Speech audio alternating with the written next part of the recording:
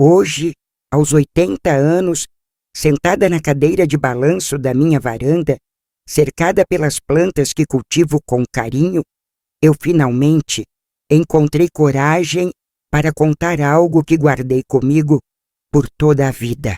Uma história que me acompanha como sombra, mesmo nos dias de sol.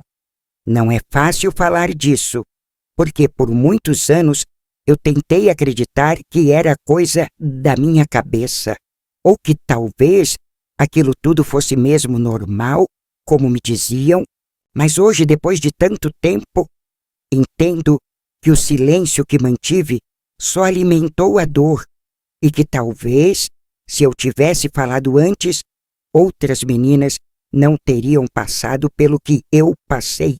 Meu nome é Noêmia. Nasci em 1943, numa cidade pequena do interior de São Paulo, daquelas onde todo mundo se conhece pelo nome e onde as famílias escondem seus segredos atrás de cortinas bordadas e sorrisos ensaiados.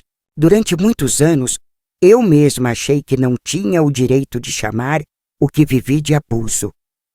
Afinal, não havia gritos nem ameaças explícitas, só um caminho silencioso que eu fazia toda semana de mãos dadas com minha avó, até a casa de um homem mais velho, que ela dizia ser amigo da família, alguém importante, que gostava muito de mim e que me ajudaria a crescer direita. Eu não entendia direito o que aquilo significava, mas a forma como minha avó falava não deixava espaço para perguntas. Eu obedecia, porque era isso que se esperava de uma menina bem criada: obediência, respeito e silêncio. Hoje eu sei que aquele silêncio foi o maior veneno da minha vida. Eu cresci calada, mas por dentro gritava. E agora, nessa idade em que os dias são mais curtos e o tempo já não me assusta tanto, eu não quero mais levar esse segredo para o túmulo. Não por mim, mas por todas aquelas que ainda acham que o que sofreram foi culpa delas, ou que precisam proteger a reputação de quem destruiu essa infância delas em nome da honra da família. Se você está ouvindo essa história, eu só peço que escute com o coração aberto, porque o que eu vivi não pode mais ser varrido para debaixo do tapete. Eu fui levada toda semana por uma mulher que eu amava e confiava mais que tudo no mundo, para a casa de um homem que me fazia sentir medo, vergonha e que depois sorria como se nada tivesse acontecido. E isso, minha filha, não é normal. Nunca foi. A primeira vez que minha avó me levou até a casa dele, eu tinha 7 anos recém-completados. Lembro com clareza da minha saia de pregas, dos meus sapatos engraxados para a missa e da fita azul que ela mesma amarrou no meu cabelo antes de sairmos. Era um domingo abafado, como costumavam ser os domingos de verão na minha cidade. A gente sempre saía cedo, antes do sol ficar muito forte, e pegava um caminho de terra batida que passava atrás do cemitério e depois cortava por um bosque. Eu me perguntava por que não usávamos a rua principal, como todo mundo, mas a vovó dizia que aquele era um caminho mais sossegado. E ela falava com uma firmeza que fazia calar qualquer dúvida. Eu não sabia para onde estávamos indo, nem perguntei. Quando a gente é criança, a gente apenas acompanha, segura a mão de quem ama e vai. E eu amava minha avó. Ela era a única pessoa que parecia me enxergar de verdade. Era ela quem cuidava de mim quando minha mãe trabalhava fora, era ela quem fazia meu mingau, me ensinava a rezar, passava lavanda na minha testa quando eu tinha febre. Por isso, mesmo sem entender, eu fui. Chegamos diante de uma casa grande, antiga, com janelas de madeira escura e um portão que rangia ao abrir. O jardim era mal cuidado e as plantas pareciam ter crescido sem ordem, como se ninguém pusesse os pés ali há tempos. Ela apertou minha mão com mais força e disse: "Se comporte direitinho, ele gosta muito de você."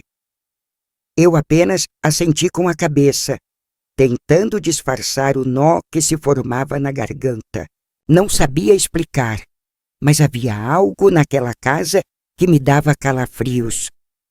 O homem que abriu a porta era alto, magro, de olhos pequenos e fundo. Usava uma camisa de linho com cheiro forte de colônia, dessas que os velhos gostam de usar demais. Ele sorriu para mim, mas seu sorriso não era como o do padre ou do moço da farmácia. Era um sorriso que me fez querer recuar. Mas não recuei. A minha avó deu um passo à frente e empurrou meu ombro com leveza, como quem diz, vai. E eu fui. Naquele dia, ele apenas me fez perguntas. Se eu sabia ler, se eu gostava de bonecas, se eu ajudava minha mãe em casa, tocava meu cabelo de vez em quando, elogiava meus olhos e dizia que eu era linda demais para ser criança. Eu sorri sem graça, porque achava que era isso que devia fazer. Quando saímos, minha avó me deu uma bala de hortelã e disse que era um presente porque eu me comportei bem. Não entendi muito bem o que eu tinha feito para merecer presente, mas aceitei. E assim começou. Toda semana era igual. A caminhada pelo bosque, a entrada pela lateral da casa, a permanência de 20 minutos a meia hora lá dentro, enquanto minha avó me esperava sentada na cadeira de balanço da varanda. Ela nunca entrava, às vezes conversava com a vizinha da frente. Outras vezes apenas olhava o céu. E quando eu saía, ela se levantava, como se nada tivesse acontecido, e voltávamos para casa falando sobre qualquer coisa, o tempo, o almoço, a missa do domingo seguinte. Com o passar das semanas, ele passou a me tocar mais. Começou pelas mãos, depois o rosto, depois os ombros. Tudo sempre seguido de uma frase: "Você é muito especial, sabia? Sua avó te ama tanto que só confia em você para vir aqui." E essas palavras grudavam na minha cabeça. Eu comecei a achar que aquilo fazia parte do meu papel no mundo, que talvez, mesmo sentindo aquele aperto na barriga, aquilo fosse um tipo de responsabilidade. Criança é inocente, mas também é perceptiva. Eu sabia que havia algo errado. Só não tinha palavras para nomear. A pior parte era o silêncio. Eu queria perguntar para minha mãe por que só eu ia naquela casa, por que ele sempre fechava a porta quando estávamos lá dentro, por que minha avó nunca me acompanhava. Mas minha mãe estava sempre ocupada, sempre cansada, e quando eu ensaiava qualquer pergunta, ela dizia: "Fala com sua avó." Quando tentei perguntar diretamente para a de vovó, ela respondeu seca: "Não faça desfeita com quem é bom para você. Aquilo ali é uma bênção. Tem menina que não tem nem o que comer." E com isso, eu me calei. Aos poucos, meu corpo começou a reagir. Passei a ter dores de barriga antes das visitas, a vomitar sem motivo, a sonhar com o rosto dele me encarando. E minha avó dizia que era manha, que eu queria faltar à aula, que eu precisava criar fibra. Quando tentei fugir, um dia, ela me deu uma surra com a vara de marmelo e disse que eu estava sendo ingrata. A palavra ingrata me machucou mais que as pancadas. Eu queria ser uma boa neta, e ser boa naquela casa era obedecer, mesmo que isso me quebrasse por dentro. E foi aí que percebi pela primeira vez que ninguém viria me salvar. Que se eu quisesse continuar existindo, teria que aprender a sorrir mesmo quando doía. E que naquela família o amor vinha com preço e o silêncio era sua moeda de troca. Com o passar dos meses, aquelas visitas se tornaram parte da minha rotina, como a escola, o banho ou as tarefas da casa. Toda quarta-feira à tarde, depois do almoço, minha avó me chamava, já com o vestido engomado, separado em cima da cama e os sapatos limpos no chão. Eu já sabia o que me esperava e, mesmo assim, obedecia. Não porque não sentisse medo, mas porque o medo já fazia parte de mim. Cresceu comigo, sentava ao meu lado à mesa. Dormia de conchinha comigo, à noite me acompanhava até na hora de brincar. Era como uma segunda pele, tão colada que às vezes eu já nem sabia o que era minha vontade e o que era apenas o pavor disfarçado de obediência. Eu me tornei uma criança calada que não se envolvia nas brincadeiras das outras meninas, que se distraía fácil, que desenhava figuras estranhas no caderno e que tinha os olhos sempre voltados para a janela, como se procurasse um caminho de fuga invisível. Na escola, a professora dizia que eu era inteligente, mas distraída. Me chamava de pensadora, como se fosse elogio. Mas a verdade é que eu só pensava em como sumir. O rosto daquele homem vinha na minha cabeça sem que eu quisesse. A barba rala, o hálito de cigarro, os dedos frios e o cheiro. Ah, o cheiro. Aquele cheiro de madeira velha com colônia forte era algo que grudava na minha roupa, no meu cabelo e até nos meus sonhos. Ele começou a me pedir que tirasse o casaco. Depois, que sentasse no colo dele. E mais adiante, passou a trancar a porta com a chave.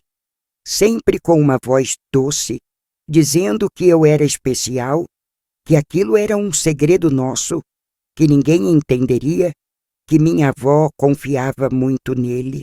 E o mais terrível, que ele fazia aquilo porque me amava.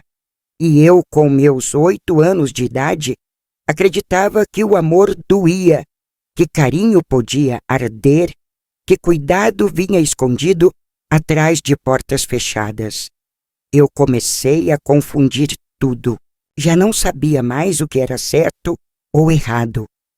Só sabia que, quando ele me tocava, eu queria desaparecer. Mas não desaparecia. Ficava ali, imóvel, enquanto ele dizia que eu estava linda, que era só uma brincadeira, que eu era madura demais para a minha idade. Quando eu voltava para casa, minha avó me fazia um prato de arroz doce, como quem recompensava minha boa conduta. Dizia que estava orgulhosa de mim, que menina direita não faz escândalo, que a gente cresce em silêncio e com humildade. E eu tentava sorrir, porque queria que ela se orgulhasse de mim. Mas por dentro eu me sentia vazia, como se alguma parte de mim tivesse ficado naquela casa, trancada entre as paredes mofadas e os quadros tortos. Comecei a adoecer com frequência. Febres repentinas, dores no estômago, vômitos que não cessavam. O médico dizia que era nervoso.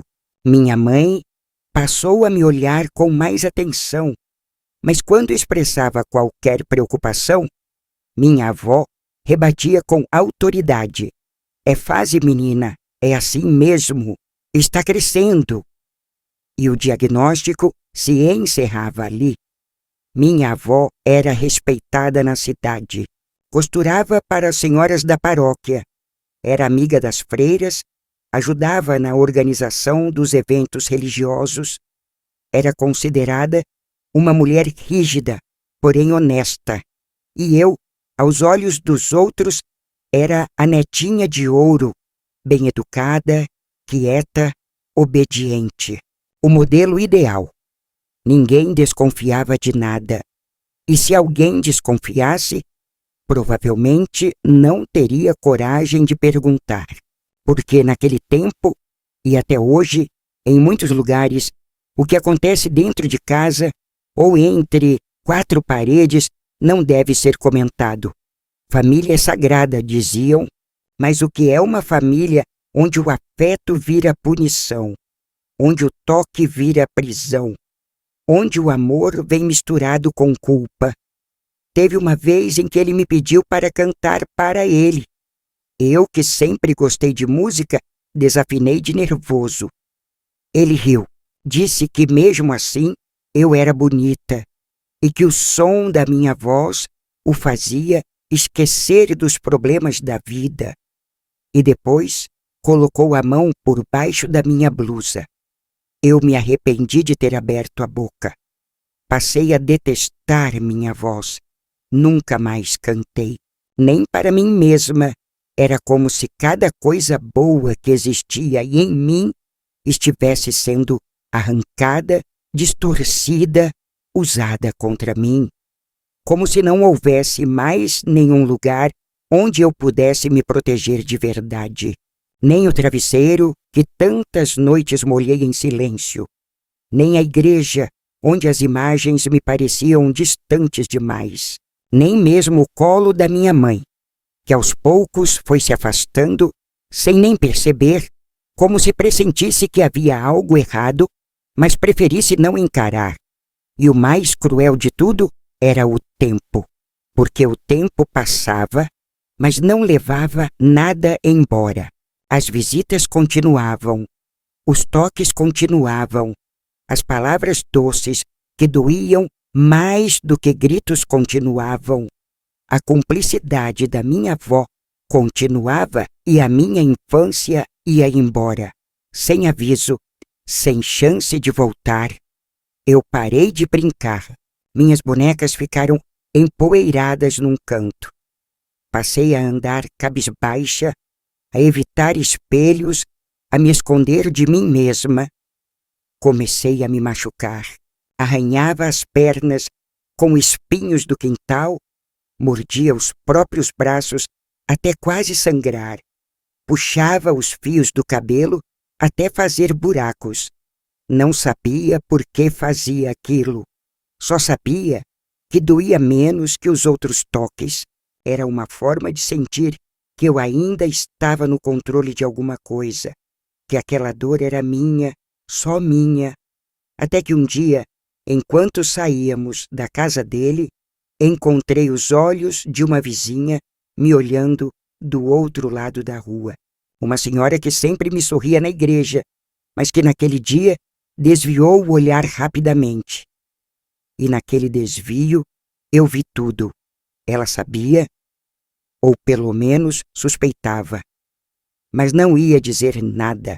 Ninguém nunca dizia, porque o que importa é manter a aparência. E crianças, ainda mais meninas, mentem. Era o que diriam se eu contasse. Era o que diriam se eu gritasse. Então eu calei, mais uma vez. E é por isso que hoje, depois de tantos anos, quando vejo uma menina sendo chamada de mentirosa ou exagerada, quando ouço alguém dizer que essa geração é muito sensível, eu sinto algo se revirar dentro de mim, porque eu fui sensível. Eu senti cada toque, cada mentira, cada olhar. E sentir não é fraqueza. Sentir é o que me manteve viva.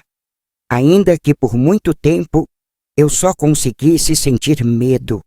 O medo de voltar lá, o medo de falar, o medo de que ninguém acreditasse. E o medo maior, de que aquilo fosse mesmo normal. Como minha avó dizia, como a cidade fingia, como o mundo silenciava. Foi por volta dos meus 9 anos que comecei a desconfiar de que a minha vida não era como a das outras meninas da minha idade. Até então, Eu acreditava que talvez tudo aquilo que eu vivia fosse parte de um tipo de dever silencioso, algo que só as meninas bem comportadas faziam sem reclamar, como se fosse um segredo compartilhado apenas por algumas famílias. Mas quanto mais eu crescia, mais sentia que havia algo profundamente errado. O que antes eu aceitava como normal passou a me dar enjoo. Os elogios sussurrados daquele homem, os presentinhos depois das visitas, os toques que invadiam minha pele e atravessavam minha alma, tudo aquilo começou a me dar um nojo que eu não sabia nomear. Um nojo de mim, principalmente por permitir, por obedecer, por não conseguir falar. Mas foi fora daquela casa, longe dos olhos da minha avó, que eu percebi pela primeira vez que havia outro mundo. E foi isso que começou a mudar tudo. Na escola, durante o recreio, eu costumava me sentar no canto do pátio, observando as outras meninas brincarem de corda ou amarelinha. Não era só timidez, era um tipo de cansaço. Eu me sentia velha por dentro, como se carregar aquele segredo me tivesse envelhecido antes do tempo. Mas um dia, algo me chamou a atenção. Uma colega de sala, chamada Rosalie, caiu no chão e ralou o joelho. Começou a chorar alto, inconsolável. E, para minha surpresa, a professora se agachou diante dela, limpou o machucado com um lenço úmido da bolsa, abraçou a menina e disse com doçura: "Você é valente, mas não precisa ser forte o tempo todo. Pode chorar." Essas palavras me atingiram como uma bofetada. Eu não sabia que adulto podia falar assim. Não sabia que chorar era permitido. Não sabia que havia carinho sem dor, sem cobrança, sem escuridão. Naquele momento, me dei conta de que o que eu vivia não era carinho, não era cuidado e certamente não era amor.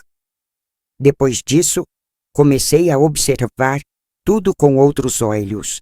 Os almoços das colegas, as conversas sobre os pais, os abraços espontâneos que viam no fim do dia. E eu tinha uma avó que me penteava os cabelos e dizia que quem não obedece, apanha.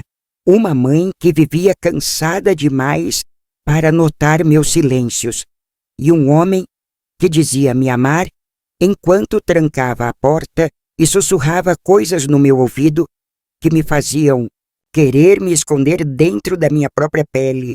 Um dia, Rosalie me emprestou um livro infantil, cheio de ilustrações coloridas, com uma história de uma princesa que fugia de um castelo para viver uma aventura no mundo. Era só um conto bobo, mas naquela noite eu sonhei que era aquela princesa. Pela primeira vez, imaginei um lugar onde eu não precisava fazer nada que me deixasse com vergonha, onde ninguém encostava em mim sem minha permissão, onde eu podia rir alto, correr e ter joelhos ralados sem medo. Acordei com o rosto molhado de lágrimas. Não sabia se chorava por raiva ou por esperança. A partir desse dia, comecei a resistir, ainda que de forma invisível. Na primeira visita depois disso, sentei mais longe do homem, evitei responder suas perguntas com entusiasmo, fingi sono. Ele notou, ficou sério, apertou meu pulso com mais força do que de costume. Disse que eu estava ficando metidinha e que era melhor eu não esquecer o lugar de menina como eu. Eu não respondi, mas por dentro algo se quebrou e, ao mesmo tempo, algo nasceu. Uma desconfiança que viraria revolta, um incômodo que viraria vontade de sair dali. Eu ainda não tinha coragem de contar para ninguém, mas o silêncio já não era tão confortável. começou a me incomodar de um jeito diferente, como uma roupa apertada, como um sapato machucando o calcanhar. Naquela época, lembro que uma freira foi dar uma palestra na escola sobre cuidar do corpo e da alma. Ela usava palavras simples, mas falou algo que jamais esqueci: que nosso corpo é nossa casa e que ninguém tem o direito de entrar nela sem ser convidado. Aquilo ficou ressoando na minha cabeça por dias. E então, numa tarde, sozinha no quintal de casa, olhei para minhas mãos e pensei: esse corpo é meu. Foi a primeira vez que pensei assim. O problema é que eu ainda não sabia o que fazer com isso, porque, embora eu começasse a entender que o que me faziam era errado, eu ainda não sabia como escapar. Era como se eu tivesse acordado em meio a um pesadelo, mas sem saber como sair dele. Comecei a ter crises de ansiedade, embora ninguém naquela época chamasse por esse nome.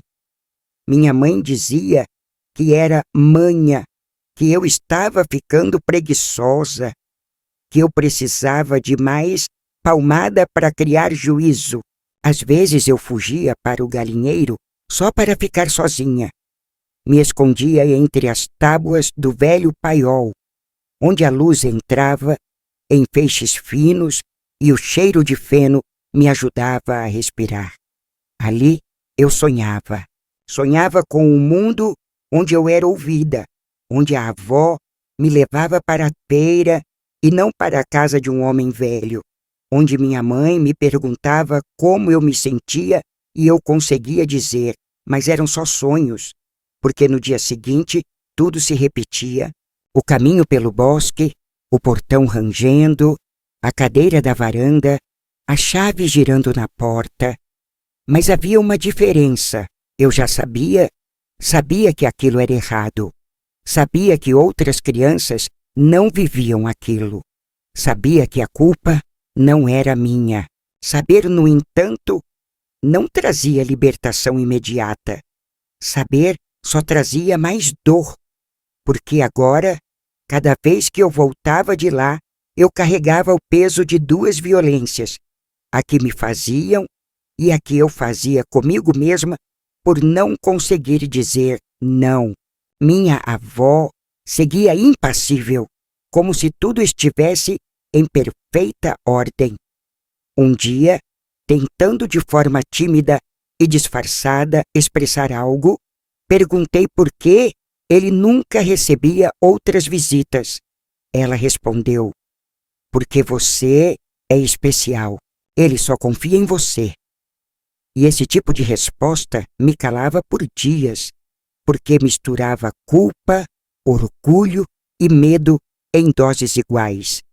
Eu era especial e, por isso, deveria continuar obedecendo. Mas naquele momento, algo já estava se transformando em mim. Eu ainda não tinha força para quebrar o ciclo, mas já enxergava a prisão. E ver a cela é o primeiro passo para um dia fugir dela.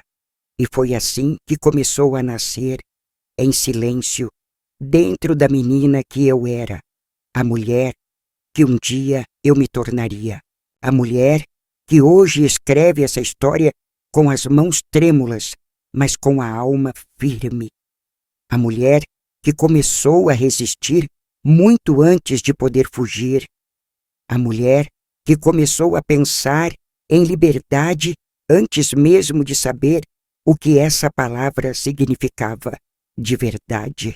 Depois que percebi que aquilo tudo que me acontecia não era normal, as visitas começaram a doer de uma forma diferente.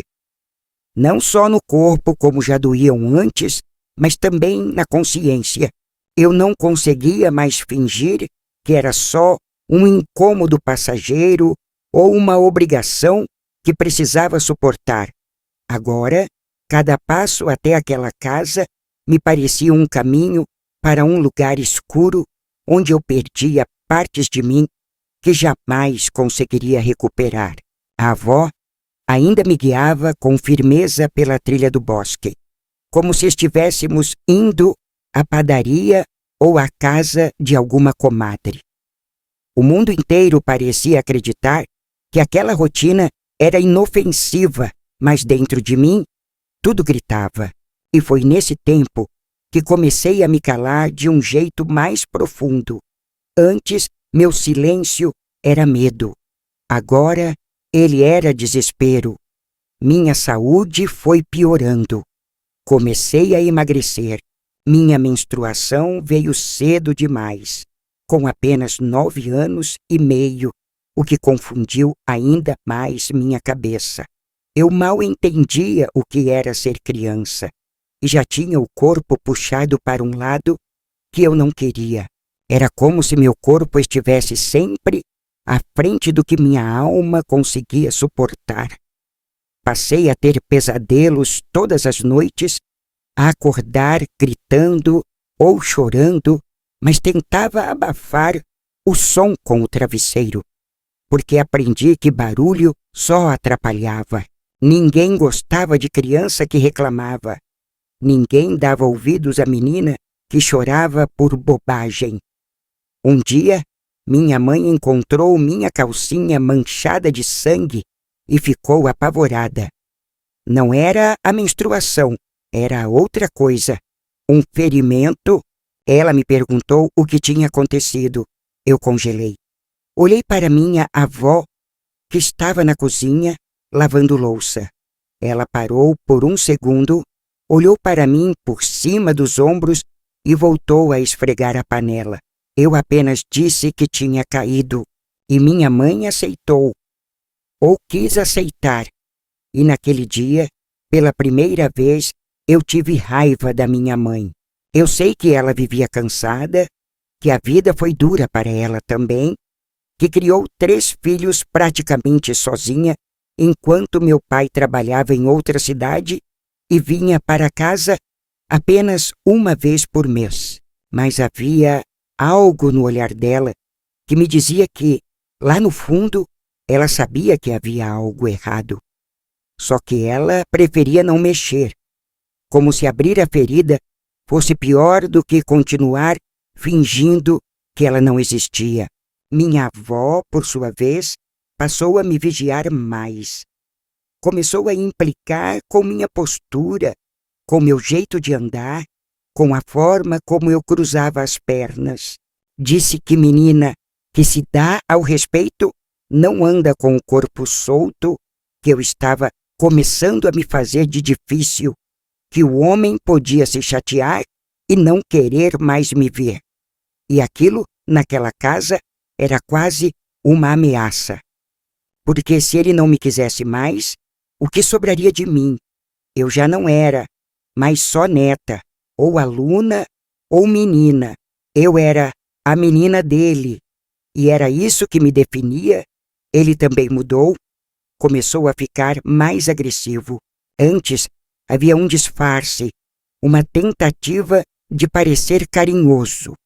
Agora, ele passava as mãos com força, segurava meu rosto com brutalidade, encostava a boca perto do meu ouvido e dizia coisas que me faziam querer morrer. Mandava eu tirar a roupa, dizia que eu era quase uma mulher, que não adiantava lutar. Um dia, me bateu com uma cinta porque eu disse que estava com dor e não queria brincar. Eu sangrei. Senti um calor entre as pernas e desmaiei. Quando acordei, ele estava me abanando com um pano, nervoso. Disse que era culpa minha, que eu o tinha obrigado a agir daquele jeito, que mulher provocadora sempre acabava mal, e repetia que se alguém soubesse, eu seria jogada no juizado de menores, chamada de louca, de mentirosa, e nunca mais veria minha família. Eu comecei a achar que ele tinha razão, que eu era suja, que eu estragava tudo o que tocava. Me olhava no espelho com ódio. Passei a apertar meu peito com força até doer, tentando impedir que ele crescesse. Usava roupas largas, me encolhia em todos os cantos, Evitava qualquer contato físico, até um abraço da professora me fazia tremer. Me tornei uma sombra na sala de aula. A menina quieta demais, pálida demais, magra demais. Uma tarde, durante a aula de ciências, vomitei no meio da sala quando a professora começou a falar sobre o sistema reprodutor. Todos riram, menos ela. Me levou para a enfermaria, me deu água, alisou meus cabelos e perguntou com ternura se eu queria conversar. Eu balancei a cabeça, mas por dentro algo se partiu. Eu queria muito contar, mas a quem? E com que palavras? Minha avó dizia que ele ajudava a família, que trazia dinheiro quando precisávamos, que tinha influência na cidade, que ele fazia um favor de gostar de mim, como se fosse um privilégio. Cheguei a ouvir ela dizer em voz baixa para uma vizinha que, com menina esperta, a gente precisa garantir o futuro desde cedo. Era isso que eu era? Uma moeda? Um troco de favor? Um corpo entregue em nome de estabilidade? Lembro de ter me escondido no banheiro e chorado tanto que vomitei de novo. Depois, lavei o rosto e voltei para a sala como se nada tivesse acontecido. Aprendi a fazer isso, a apagar meus rastros de dor, a fingir, até mesmo a rir quando era necessário, a dar respostas educadas, a agradecer presentes, a suportar, mas nem tudo conseguia esconder. Meu corpo começou a carregar marcas mais profundas. Passava horas trancada no banheiro, tentando me limpar com esponjas ásperas, com álcool, com sabão amarelo, me sentia imunda, às vezes rezava de joelhos, pedindo para Deus me tirar dali, me levar embora, me fazer sumir, e quando Deus não respondia, eu me sentia ainda mais abandonada. Me perguntava por que ele permitia aquilo, por que ninguém aparecia, por que minha avó continuava me levando, por que minha mãe não via, por que eu ainda existia. Era uma dor tão funda que eu já nem chorava mais. Só me encolhia como um animal ferido que se acostumou a viver à beira da morte. Foi nessa época que comecei a escrever em folhas soltas. Não era diário. Era só um lugar onde eu podia dizer coisas que não ousava contar a ninguém. Escrevia e depois rasgava para que ninguém lesse. Um dia escrevi: não sou mais menina, nem sou mulher, sou um buraco. Rasguei aquilo em 1000 pedaços e enterrei no fundo do quintal. Era como enterrar minha infância, porque eu sabia que ela não voltaria. Aquilo tudo durou anos, e quanto mais o tempo passava, mais difícil parecia sair, porque a vergonha crescia junto com a idade. A culpa se tornava maior. A ideia de que eu mesma era a culpada se enraizava, e a ausência de reação dos adultos à minha volta só reforçava isso. A minha avó um dia me disse: você não fala nada, porque sabe que é certo. Não, eu não falava porque sabia que se falasse ninguém ouviria, e talvez até me culpassem, talvez até me afastassem. Eu já tinha visto acontecer com uma prima que engravidou cedo. Foi mandada para outra cidade, chamada de Perdida, e ninguém nunca mais falou o nome dela em casa. Eu não queria desaparecer daquele jeito, então continuei aparecendo, mas sem existir. Um corpo presente, uma alma exilada, uma menina velha, com os olhos cansados, esperando um milagre que não vinha. E ainda assim, algo em mim, uma teimosia qualquer, uma fagulha secreta, ainda sonhava com a chance de escapar. Foi num fim de tarde abafado, como tantos outros, que aconteceu o que eu não consigo esquecer nem quando quero. Aquele dia começou como sempre começava. Minha avó me chamou depois do almoço, já com minha roupa dobrada em cima da cama e os sapatos polidos, a expressão séria, sem espaço para discussão. Eu, como já fazia há anos, me vesti no automático, sentindo as mãos trêmulas, o estômago revirado, a mente voando para qualquer lugar que não fosse aquele. No caminho, ela andava com a mesma firmeza de sempre, falando de coisas banais, do calor, do feijão que queimou, da vizinha que teve neném. Eu não respondia, mas ela nunca parecia notar meu silêncio. Ao chegarmos à casa dele, o portão estava entreaberto e a porta dessa vez escancarada. Ele estava no batente, encostado, de camisa aberta, o olhar mais agressivo do que de costume. Tinha uma garrafa de bebida na mão. Aquilo me assustou, porque ele sempre se esforçava para parecer calmo quando me recebia. Mas naquele dia, não. A avó me empurrou levemente com a mão, como sempre fazia, e disse: "Vá logo, menina, ele está esperando." Entrei sem dizer palavra, sentindo o suor escorrer pelas costas e o coração bater num ritmo tão alto que parecia que ia explodir dentro do meu peito. Ele trancou a porta com mais força do que o habitual, virou a chave 2 vezes, jogou-a sobre a mesa e me olhou de um jeito que me fez estremecer. Disse que estava de mau humor, que o trabalho tinha dado errado, que precisava descontar em alguém. Eu travei. Já tinha passado por muitos momentos de dor, já tinha suportado toques e palavras que me feriam como lâminas, mas nunca o tinha visto tão descontrolado, tão sem máscara. Ele me segurou pelo braço com violência, me arrastou até o quarto, e ali eu soube que algo pior estava prestes a acontecer. Tentei gritar pela primeira vez em anos, não por coragem, mas por puro instinto de sobrevivência. Um grito preso, abafado, que mal saiu da garganta. Ele me tapou a boca com a mão e me lançou sobre a cama com brutalidade. Chorei, me debati, mas era como se eu estivesse dentro de um pesadelo do qual não conseguia acordar. Senti o peso do corpo dele sobre o meu e pela primeira vez senti que não sairia viva dali. Foi nesse momento que ouvi o som da porta bater. Não a porta da casa, mas a da rua. Passos rápidos, decididos, a voz da minha mãe gritando o meu nome. Em todos aqueles anos, ela nunca havia me acompanhado até lá. Nunca tinha nem perguntado diretamente o que acontecia dentro daquela casa.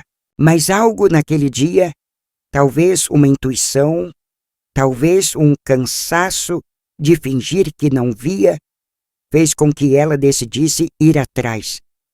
Ela entrou sem bater, empurrou a porta da frente com força e, ao ouvir meus gritos abafados, correu até o quarto. O homem se assustou, recuou por um segundo e foi nesse instante que eu consegui escapar debaixo dos braços dele e correr em direção a ela, sem conseguir falar, apenas soluçando, tremendo. Minha mãe me segurou com força, me cobriu com o próprio corpo e gritou com uma raiva que eu nunca tinha visto nela. Gritou palavrões, ameaças, gritou para ele não se aproximar e pela primeira vez eu vi aquele homem recuar como um bicho acuado.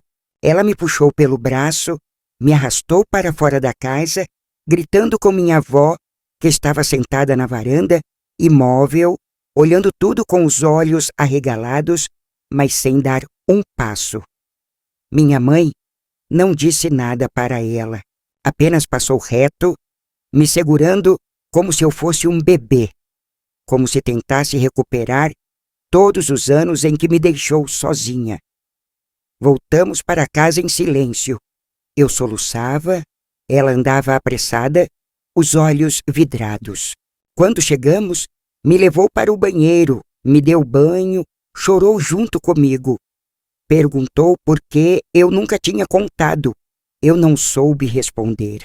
Ela dizia: "Me perdoa, minha filha", repetidas vezes, e eu só conseguia balançar a cabeça, sem saber se aceitava ou não. Naquela noite, dormi na cama dela. Ela me abraçou o tempo todo, como se tivesse medo que eu evaporasse, como se quisesse, com o calor do corpo, colar os pedaços que tinham se quebrado em mim. Não voltamos mais à casa dele.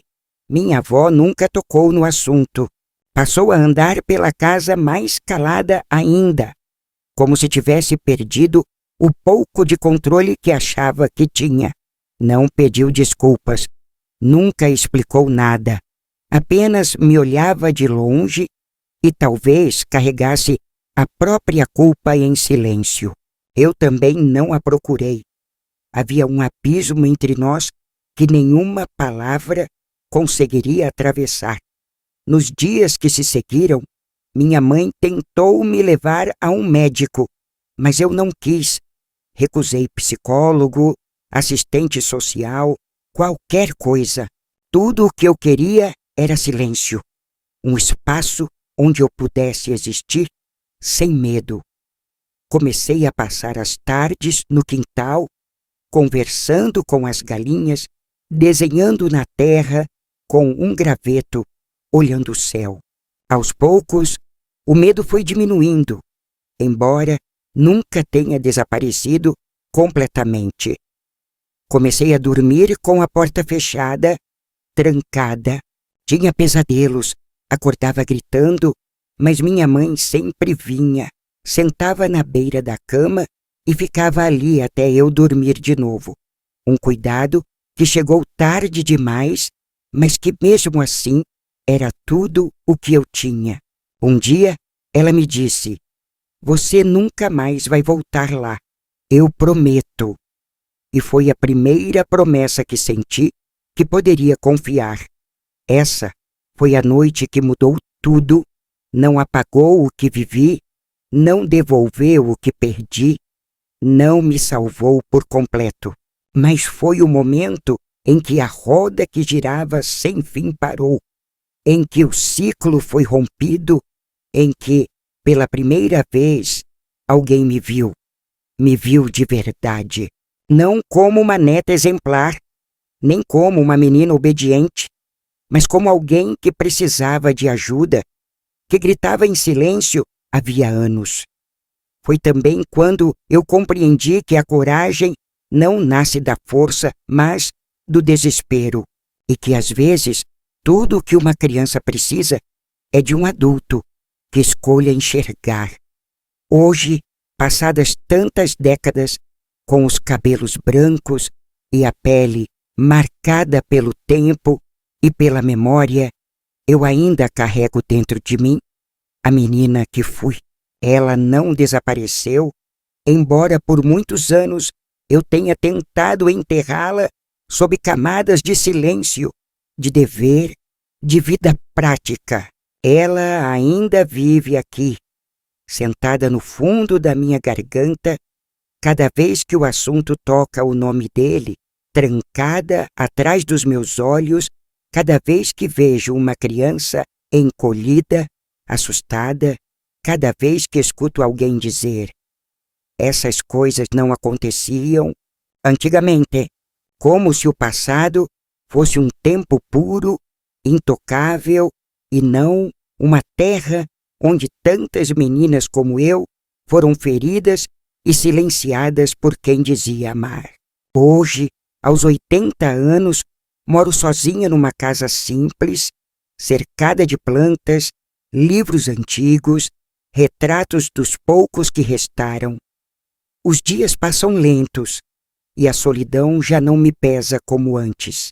Aprendi a conviver com ela, a entender seus silêncios, a respeitar seu ritmo. Depois de tudo que vivi, ficar só é quase um alívio, porque ninguém mais me toca sem minha permissão.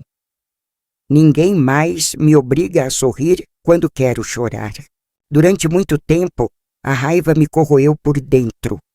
Raiva da minha avó, por ter me levado tantas vezes até aquele homem como quem leva uma criança à catequese. Raiva da minha mãe, por ter demorado tanto a percebê-lo, por ter fechado os olhos quando eu mais precisei que ela me visse. Raiva de mim, por ter me calado, por ter obedecido, por ter sentido vergonha daquilo que fizeram comigo, como se a culpa fosse minha. E essa talvez tenha sido a raiva mais difícil de curar, a que voltava contra mim mesma, porque crescer com uma ferida dessas não é como carregar uma cicatriz. É como ter um espinho enterrado fundo na carne. Às vezes parece que desapareceu, mas basta um gesto, uma palavra, um cheiro, para que ele volte a doer como se tivesse sido fincado ontem. Foram anos tentando me convencer de que aquilo não me afetava mais. Me casei jovem, tive filhos, cumpri todos os papéis que esperavam de mim. Fui mãe dedicada, esposa correta, vizinha cordial. Mas lá dentro, no lugar que ninguém via, havia uma criança gritando. Uma criança que não teve tempo de ser criança, que cresceu rápido demais, que aprendeu cedo demais que o mundo pode ser um lugar perigoso, mesmo quando a porta está trancada, mesmo quando os adultos sorriem.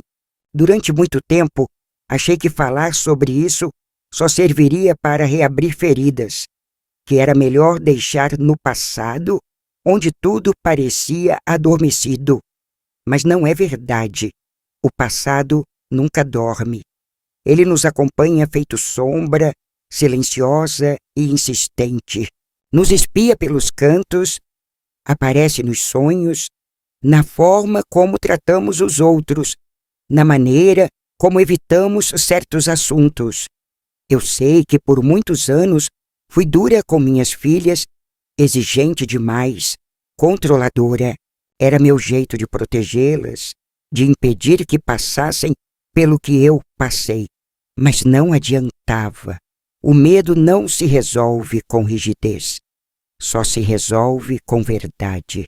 Foi só depois de muito tempo, quando minhas netas começaram a crescer, que percebi que precisava quebrar esse ciclo, que não bastava proteger as próximas, era preciso falar, contar, mostrar que isso aconteceu, que ainda acontece, que tem nome, que tem consequência e que a culpa nunca, jamais é da criança. Hoje falo dessa história não para me vingar de quem me feriu, nem para receber consolo. Já não espero consolo. O que espero agora é que alguém escute, que alguma avó, em algum lugar, pare para pensar no que está exigindo de sua neta. Que alguma mãe perceba os silêncios da filha, que não desvie o olhar, que não confie cegamente em quem sorri demais. Que alguma mulher, machucada como eu fui, entenda que ainda dá tempo de se libertar, que é possível reconstruir, mesmo que os escombros pareçam irreconhecíveis. E que alguma menina que esteja ouvindo essa história saiba, você não está sozinha. O que fazem com você não é culpa sua. Você não tem que carregar isso calada. Você tem direito de dizer não, de gritar, de fugir, de contar. Minha avó morreu sem nunca pedir desculpa. Nunca houve uma conversa, um reconhecimento, um gesto de arrependimento. E isso foi uma ferida que levei muito tempo para aceitar. Porque a gente espera que os culpados ao menos admitam. Mas nem sempre acontece. Às vezes, a justiça que recebemos não vem de fora, vem de dentro, vem do momento em que a gente para de sentir vergonha e começa a entender que sobreviver já foi um ato de coragem, que continuar aqui, mesmo com tudo, é uma forma de vitória. Eu não esqueci o que me fizeram, mas hoje não carrego mais como fardo.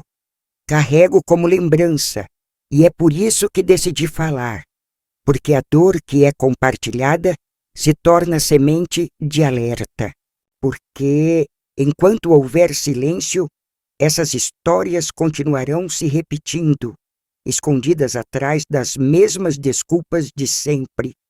Foi só carinho, ele é da família, ela inventa coisas, não parecia esse tipo de homem. Hoje, vejo minhas netas correndo pelo quintal, rindo alto, com os cabelos soltos ao vento, e agradeço em silêncio, porque elas têm algo que eu não tive: liberdade. E porque, mesmo que eu não tenha tido coragem quando era menina, agora, velha, finalmente tive voz. E isso para mim já é uma forma de paz.